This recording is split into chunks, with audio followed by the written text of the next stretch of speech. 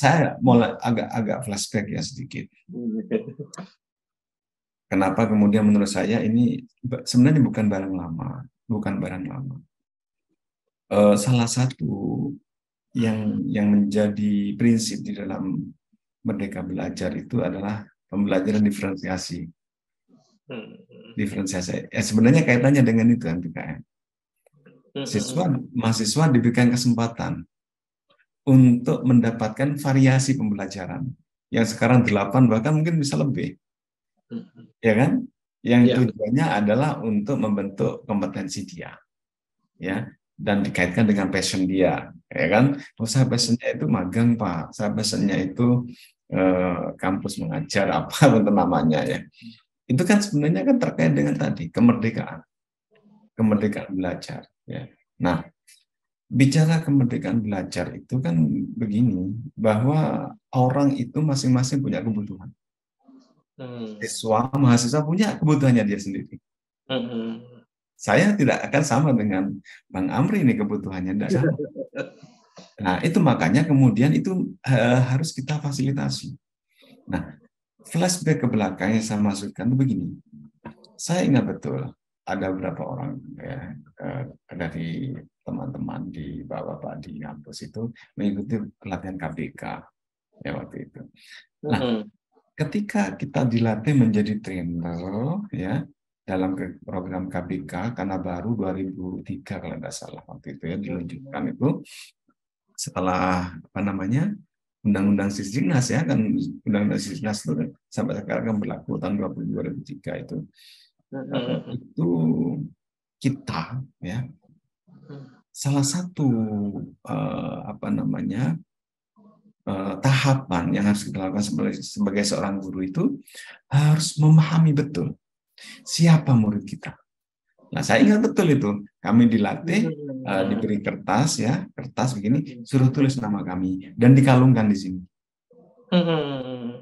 Jadi guru tahu Amri, Tanzil, siapa gitu ya, tahu guru dia itu seperti apa. Dia seperti apa. Ya. Dia memiliki karakter seperti apa. Anak tidak sama.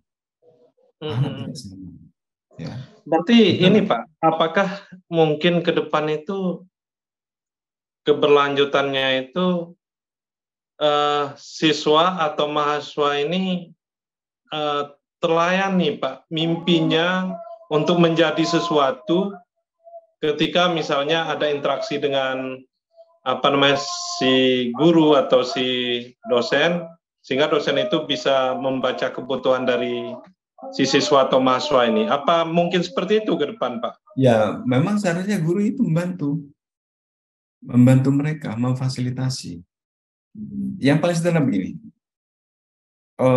ketika anak di SD, ya kan, lulus masuk SMP, sama enggak? Misalkan dikatakan sampai X, sama enggak anak-anak itu? Kan anak itu dari berbagai macam SD, berbagai macam madrasah misalkan masuk ke situ. Nah, kebutuhan anak-anak pasti tidak sama karena mereka dari sekolah yang tidak sama. Ya maaf saja, mungkin ada SD yang sudah mempersiapkan karena begini. Pada dasarnya sekolah menengah pertama itu, sekolah dasar itu mempersiapkan peserta didik untuk bisa lanjut ke jenjang berikutnya. Tapi gitu kan sebenarnya. Nah, anak-anak SD kan tidak sama. Maka kita ketika mereka masuk ke sekolah, ke SMP, kita sebagai guru SMP, wajib kita itu mengukur ini seperti apa. Nah, ternyata ya ada anak yang belum siap itu untuk mengikuti pelajaran di SMP. Nah, inilah yang kemudian kita upayakan mereka itu sama dengan teman-temannya yang lain, siap melanjutkan belajar di SMP. Mereka sudah lulus, tapi ternyata kita ukur, kan ada prasyarat bahwa untuk belajar ini dia harus mempunyai dasar ini, kan gitu kan? Nah, iya semua begitu, ya kan? Harus seperti itu. Jadi ada prasyarat untuk masuk jenjang berikutnya. Tapi faktanya tidak semua anak itu sama. Siapnya. Makanya kita ukur maka kemudian oke, saya akan berusaha untuk memenuhi kebutuhan dia ya, agar dia sama dengan temannya. Artinya kemampuannya tidak tertinggal dari temannya. Nah, itu yang harus kita lakukan. Nah, itulah salah satu yang disebut dengan tadi itu, ya, diferensiasi identitas dengan merdeka belajar. Maka kemudian kita beri apa namanya ya, kita fasilitasi, kita bantu mereka untuk bisa memiliki kemampuan yang dibutuhkan oleh dia dengan cara kita. Ya, guru harus pandai, guru harus kreatif, tahu, oke, anak ini kayaknya saya beri tugas ini membuat apa semacam tas-tas gitu ya, tugas-tugas. Nah, untuk misalnya, nah seperti itu. Mungkin bertanya begini, guru, lupa di kelas kan enggak cukup waktunya. Oke, kalau enggak cukup kan bisa di luar kelas, ya kan? Daripada sekarang ini anak-anak lebih sibuk dengan gadget, ya kan? Kalau memang kasih pelajaran itu ya, pelajaran jangan sampai kemudian tidak membuat menarik, ya semenarik mungkin apa gitu.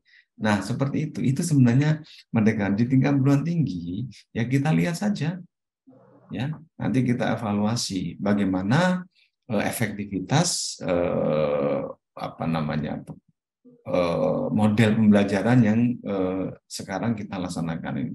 Ini program ya, MBKM itu program sebenarnya.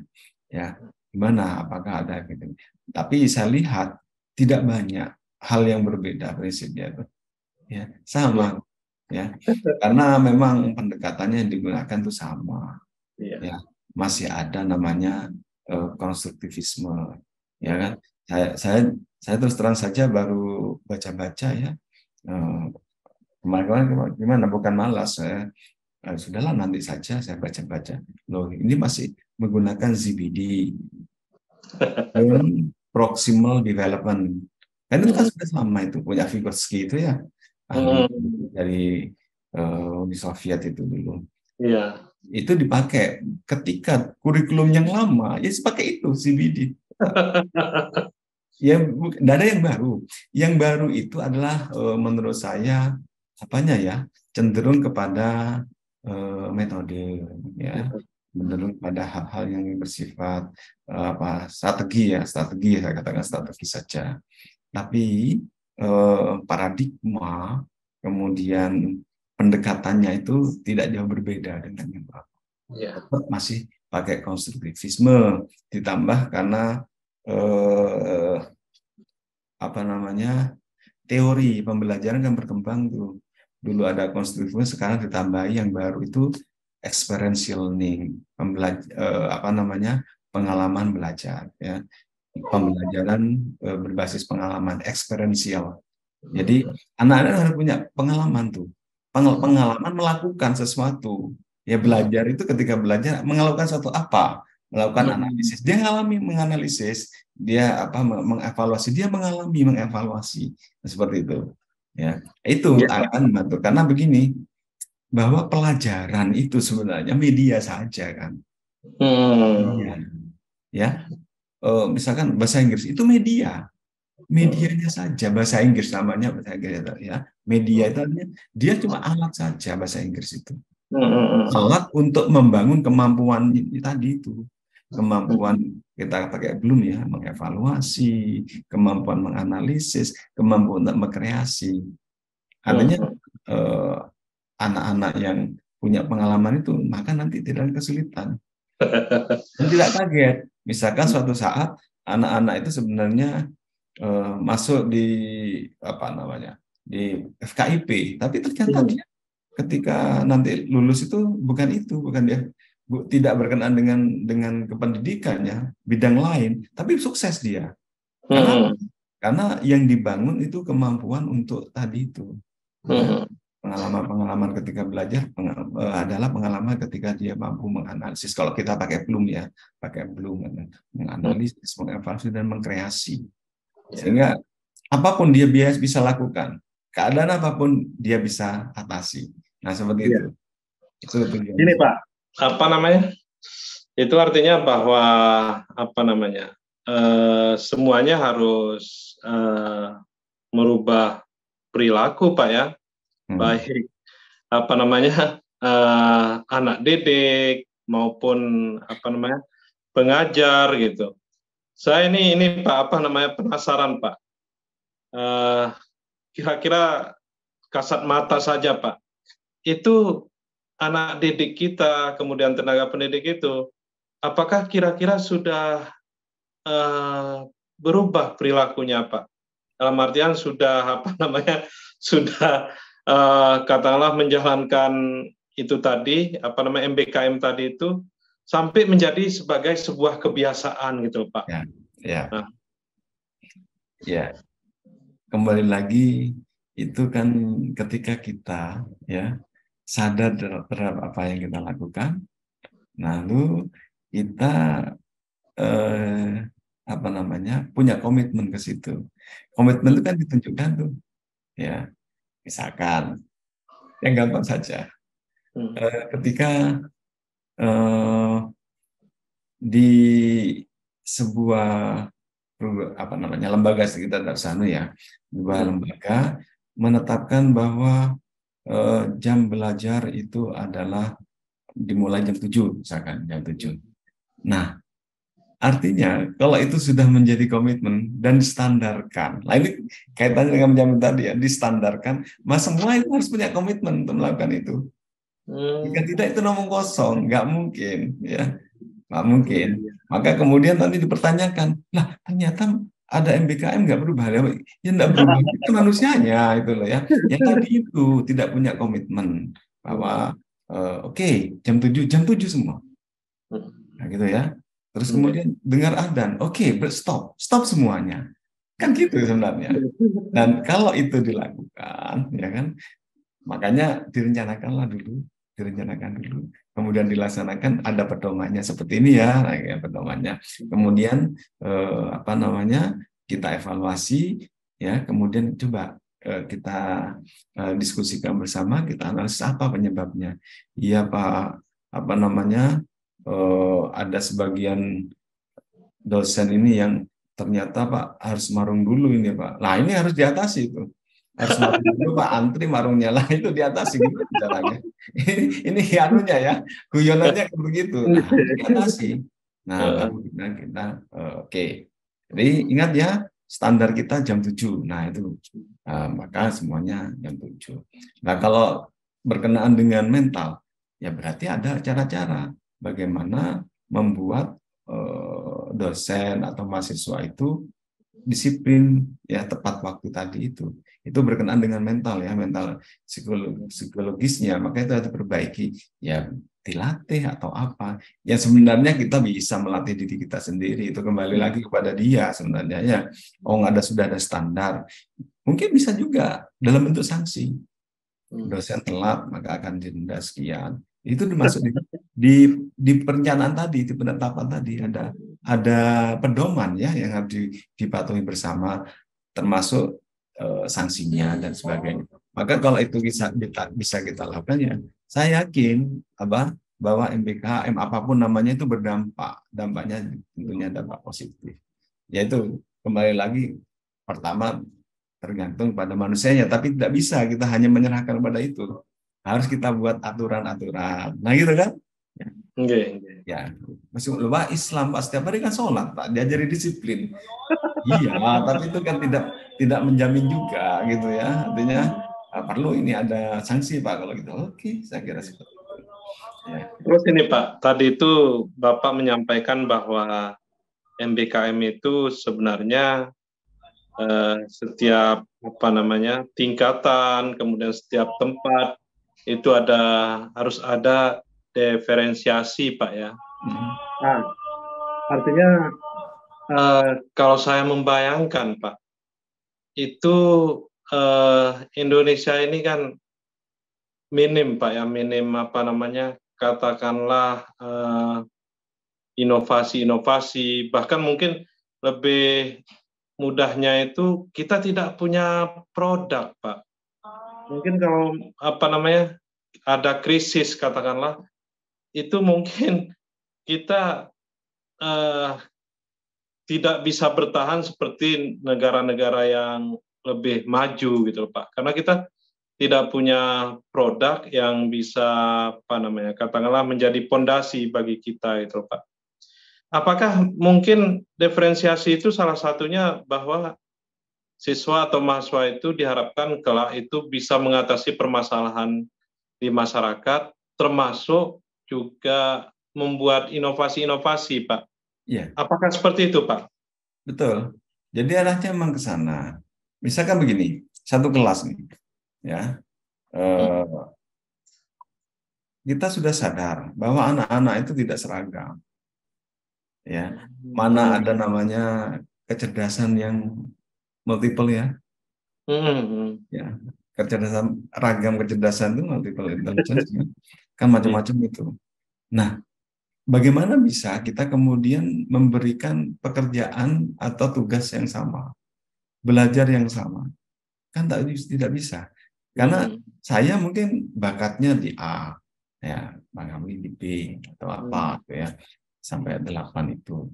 Nah, maka kemudian ketika pembelajaran kita berikan kesempatan kepada anak-anak itu. Apa yang akan kamu buat? Ya kan? Apa yang akan kamu hasilkan? Terserah. Ini kalau di tingkat perguruan tinggi nggak ada masalah. Ya, ketika harus membuat skripsi, oke.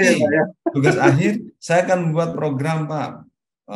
Program, kan. Yang ini saya enggak, Pak. Saya membuat apa, gitu. Terserah, gitu ya. Programnya macam-macam. Ada yang untuk apa? Komersil, untuk apa? Ini program itu bagus, Pak, untuk misalkan sosial dan sebagainya. Kan itu sebenarnya memberikan kesempatan, karena seluruh anak berbeda-beda. Nah, lebih dari itu bisa juga, kan? Anak hanya bisa membuat teks saja. Tapi yang lain enggak, Pak. Saya akan wujudkan dalam bentuk aplikasi, Pak, ini, Pak. Oke, bagus. Nah, seperti itu maksudnya. Ya, diferensiasi termasuk seperti itu. Artinya kita memberikan kesempatan yang apa namanya anak-anak itu bisa lakukan. Ya, makanya saya kemarin ikut semacam webinar ya dari British Council itu tentang pendidikan inklusi. Itu seharusnya sebagai guru atau dosen itu memberikan kesempatan kita bernegosiasi untuk tugas mereka. Negosiasi, ya, kita lakukan negosiasi. Kamu bisa apa? Kamu bisa apa? Kamu bisa apa? Yang kita, begitu, Pak, ya. Ya, ya. Yang penting nanti kembali lagi tadi seperti yang kita bicarakan sebelumnya. Oke, berapa hari kita butuhkan untuk menyelesaikan ini? Nah, 7 hari, sepakat? Oke. Semua harus 7 hari mengumpulkan. Jika tidak, ya kita beri sanksi. Artinya, dengan proyek yang berbeda, Pak, ya. Masing-masing anak punya proyek sendiri. Betul, betul, seperti itu. Nah, itu ya salah satu makna diferensiasi seperti itu. Negosiasi, tetapi kemudian, nah tetap kan berarti ada apa namanya kedisiplinan karakter, ada kan ya di situ.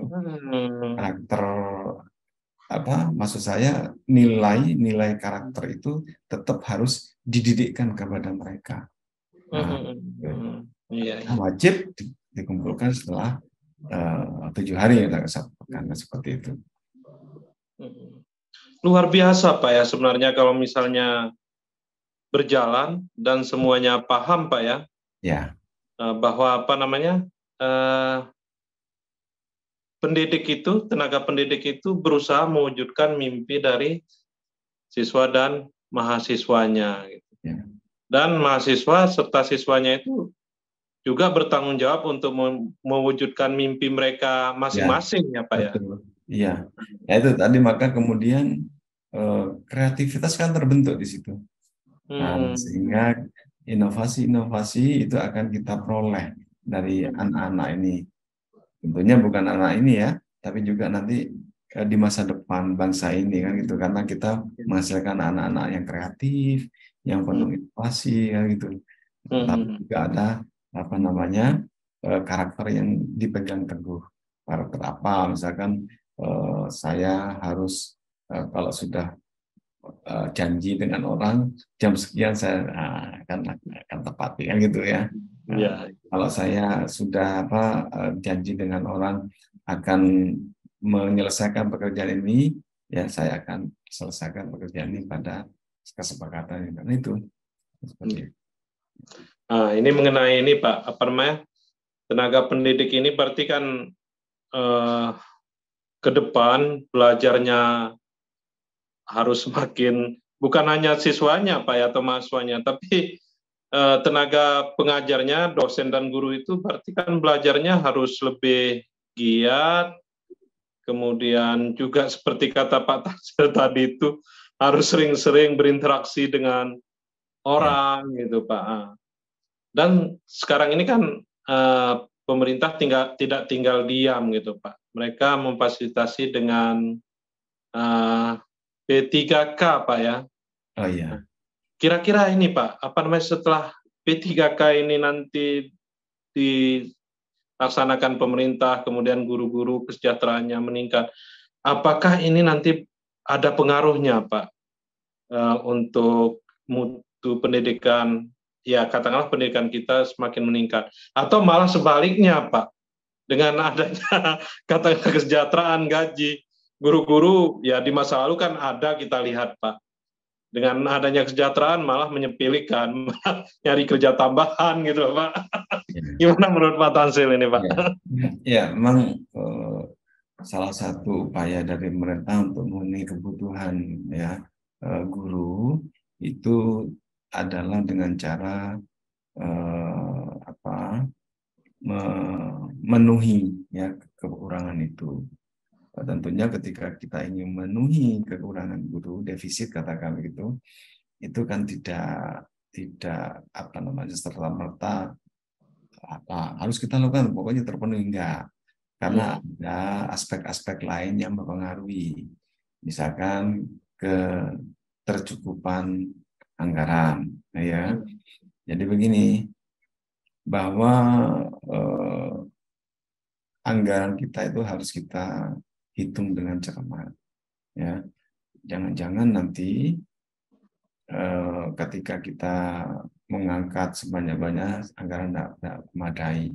Karena begini, P3K itu lahir eh, karena negara tidak ingin terbebani nantinya.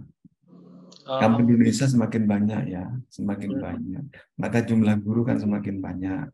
Nah, kemudian itu tentunya semakin banyak, maka juga akan dipikirkan tuh. Nanti suatu saat pensiunnya guru itu siapa yang nanggung? Gitu. Maka dibuatlah dua pegawai ASN itu ya, yang penuh itu dengan satunya pegawai dengan kontrak kan ya. Nah, itu menurut saya tidak ada masalah.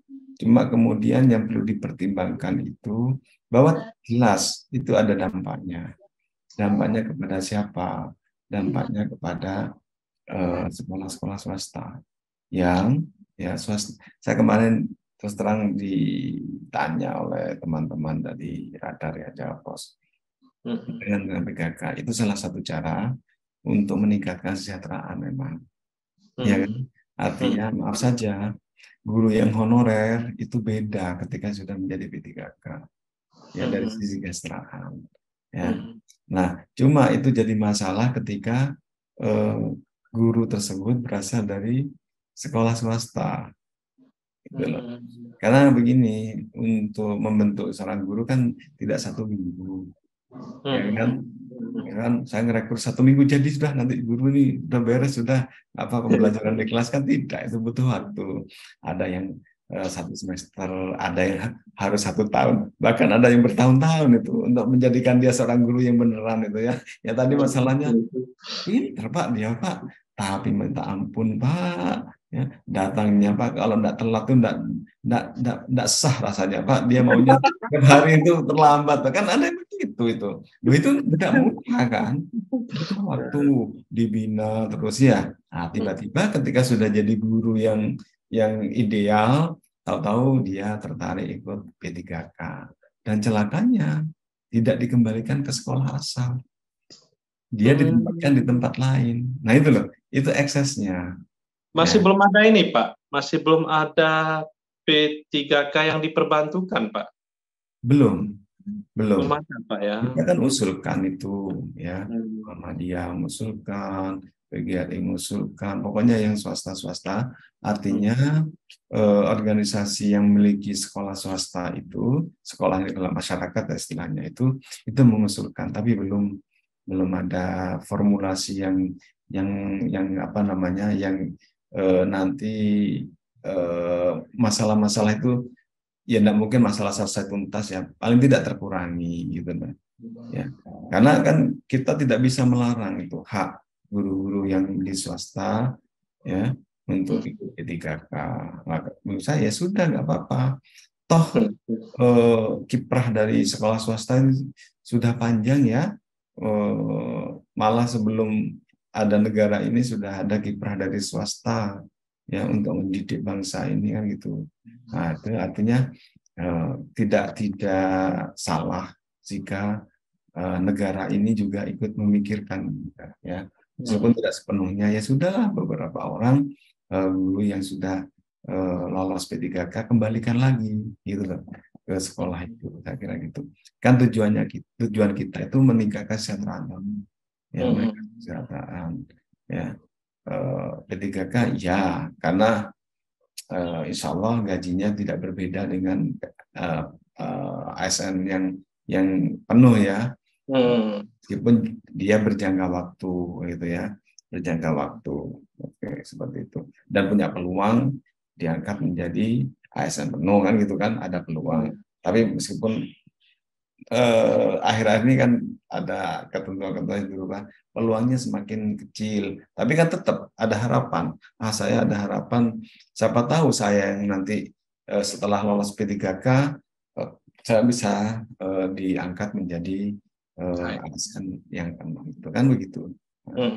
Karena menurut saya cobalah dibicarakan lagi gitu ya. Ya. Memang tidak berat akhirnya pemerintah itu. Berat apa? Seringkali yang lolos P3K itu sudah sertifikasi. Nah, dengan sertifikasi kan ngurangi anggaran itu, daripada ngerekrut yang honorer, ya kan? Ngerekrut honorer untuk jadi P3K atau ASN. Nah, ini kan masih mendidik ini. Untuk sertifikasi kan biaya lagi. Lah, ini kayaknya ada kesannya ada menangnya sendiri ini kan gitu kan. Kan enggak boleh sebenarnya itu. Ya pemerintah harus berpikir juga. Ya kasihan kan. Meskipun mendapatkan manfaat dari seorang guru sekolah itu, tetap sekolah itu sudah mengeluarkan energi banyak loh untuk menjadikan guru itu sampai punya sertifikat pendidik ya, sudah itu kan butuh energi banyak itu. Betul. Ya kan, dan sebagainya pokoknya. Ya, dan itu kan tentunya ada biayanya kan gitu. Nah, terus tiba-tiba diambil begitu saja kan kasihan gitu ya. Swasta itu. Ya, kira-kira. Terakhir Pak. Ya. Ini beberapa waktu lalu kan semuanya sempat gelisah ini Pak, ketika ada wacana revisi Pak ya, revisi undang-undang ya. Iya. Undang Sisdiknas gitu Pak. Ya. Tapi terakhir itu tidak jadi Pak ya. Ya. Nah, kira-kira ke depan Pak, ke depan itu apa Pak yang menjadi kegelisahan Pak Tansil sebagai praktisi dan pakar pendidikan Pak? Yang katakanlah kalaupun dirubah yang wajib ini, dan kemarin itu ada beberapa hal yang sebenarnya memang tidak substantif menurut Pak Tansil gitu. Gimana komentar Pak Tansil baik terhadap wacana atau bukan wacana kemarin sudah diusahakan dibawa ke DPR, dan kira-kira kalaupun ada perubahan di masa yang akan datang, apanya Pak yang harus berubah gitu Pak? Ya, saya kira begini, kita kan sekarang ini terkait dengan pendidikan itu ada 3 undang-undang ya. Pertama, Undang-Undang Sisdiknas 2003 itu, 2003, kemudian Undang-Undang Guru Dosen, ya, nomor 14 2005 ya, Undang-Undang Guru Dosen. Yang ketiga itu Undang-Undang Pendidikan Tinggi, ya, nomor 12 tahun 2012 itu. Nah itu kan kemarin itu dilebur jadi satu, ya, menjadi satu undang-undang, disederhanakan, itu alasannya. Nah, salah satu yang menjadi kegelisahan itu bukan kegelisahan banyak orang, banyak pihak, yaitu tidak dirumuskannya klausul berkenaan dengan sertifikasi pendidik, ya kan? Ya, karena ada kekhawatiran tuh, ya itu bisa dimaknai macam-macam. Satu saat bisa dimaknai tiba-tiba ada peraturan di bawahnya yang mengatur itu, ya, apakah peraturan pemerintah, kemudian permen dan sebagainya, tiba-tiba tidak ada sertifikasi lagi. Nah, itu kan karena di peraturan katanya mau turunannya itu dihapuskan, Pak, ya. dialihkan ke tunjangan kinerja gitu loh. Nah, itu. Yang kedua itu berkenaan dengan dari pihak yang membuat undang-undang atau yang pro terhadap RUU tersebut, bukan undang, itu begini. Guru dosen negeri itu nanti dikembalikan lagi, toh sudah ada, ya, ke undang-undang ASN. Nah, terus gimana ya swasta ini? Ya kan? Kalau tidak diatur, ya. Ya sekarang ini kan mengakomodasi semuanya, itu undang-undang guru dosen itu semuanya. Guru negeri, swasta itu diakomodasi, dan ini menjadi tanggungan negara gitu, ya, terutama berkenaan dengan tunjangan profesinya. Nah, nanti gimana? Kembalikan saja mereka ke undang-undang ini, ketenagakerjaan. Nah, kan nanti kan masa sih guru itu sama dengan buruh gitu, ya, dengan pekerja itu kan tidak sama toh itu, ya. Mungkin perspektifnya berbeda, ya, pemerintah ya nggak sama saja lah, ya, cuma tempat bekerjanya berbeda. Kalau guru di sekolah, kalau pekerja itu buruh di pabrik, mungkin perspektifnya disamakan seperti itu. Toh nanti akan ditambahi dengan tunjangan kinerja, misalkan disesuaikan dengan, mungkin ya perspektifnya seperti itu. Tapi menurut saya tetap tidak sama, berbeda, ya. Bagaimana bisa kita menyamakan pihak yang pekerjaan yang berkaitan dengan manusia dan pekerjaan yang berkaitan dengan barang. Ya, maaf saja, ya, saya tidak menyinggung perasaan siapa-siapa. Mereka yang di dunia industri itu kan barang, ya, yang disiapkan. Nah, sementara kita ini kan manusia, ya, manusia. Nah, nanti bayangkan kalau nanti suatu saat dilebur saja semua jadi satu undang-undang ketenagakerjaan, dosen, dokter itu sama jadi satu, kan tidak mungkin itu kan, ya. Pasti marah-marah itu orang dokter itu, ada sendiri undang-undangnya gitu kan, tidak mungkin sama dengan pasiennya juga marah-marah itu, Pak. Kalau saya perlu diperlakukan seperti barang gitu. Nah, ya. Mungkin satu lagi tadi, Pak, kira-kira kalau misalnya ke depan ada perubahan undang-undang gitu, itu kira-kira apa yang perlu, Pak, menjadi suatu, katakanlah, yang hari ini belum terakomodir di undang-undang kita, Pak? Ada nggak kira-kira, Pak? Saya kira yang penting undang-undang ke depan itu harus jelas, ya. Apa sih kalau ini berkaitan dengan pendidikan, ya, maksudnya undang-undang pendidikan, bahwa kita itu punya filosofi yang berbeda dengan bangsa lain, negara lain, jelas berbeda. Itu yang penting, dan itu harus tegas di dalam undang-undang kita, ya. Apa sih sebenarnya pendidikan itu, ya? Saya kira nilai mendasari pendidikan kita tidak sama kan dengan dalam negeri.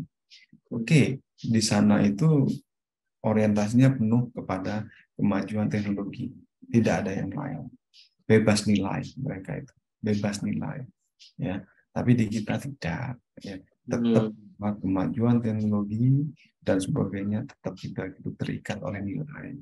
Ya saya yakin karena kita ini negara Pancasila ya, agama itu menjadi nilai utama. Kira-kira gitu. Makanya saya senang dengan pernyataan di media ya, kita Pak Haidar, Prof. Haidar mengatakan bahwa Indonesia itu bukan negara agama, tetapi bukan sekuler. Itu yang penting. Penting sekali. Kita memang bukan negara agama.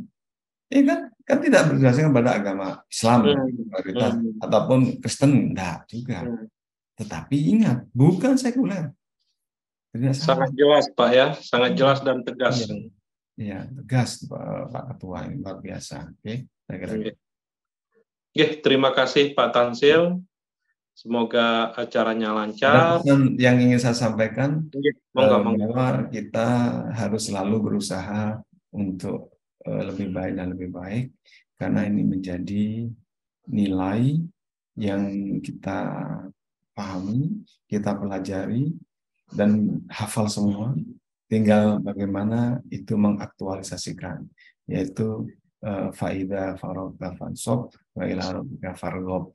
Jadi ketika kita sudah menyelesaikan sebuah pekerjaan, lanjutkan dengan pekerjaan lainnya dengan sungguh-sungguh, gitu. Artinya berarti agama kita itu selalu mengajarkan kepada kita itu bersungguh-sungguh melakukan sesuatu ya, dan harus selalu meningkat. Nah itu sesuai dengan PP tadi Pak ya. Iya, ada seperti itu. Berarti agama kita sudah mengajarkan 2000 tahun yang lalu, Pak ya. Sudah 1500 tahun yang lalu, tetapi yang mempraktekkan itu ya saudara-saudara kita yang lain itu, yang akhirnya mereka lebih maju dari kita. Gitu. Baik Pak Tansil, terima kasih banyak. Ini walaupun sibuk, tetap memberikan waktunya untuk hadir di podcast Jembermu. Semoga acaranya Pak Tansil di Cirebon lancar, kemudian ada oleh-oleh baik untuk Unmuh Jember maupun untuk Dikdasmen atau sekolah-sekolah Muhammadiyah baik yang ada di Jember maupun di Jawa Timur. Terima kasih sekali lagi Pak Tansil. Wassalamualaikum warahmatullahi wabarakatuh. Waalaikumsalam warahmatullahi wabarakatuh.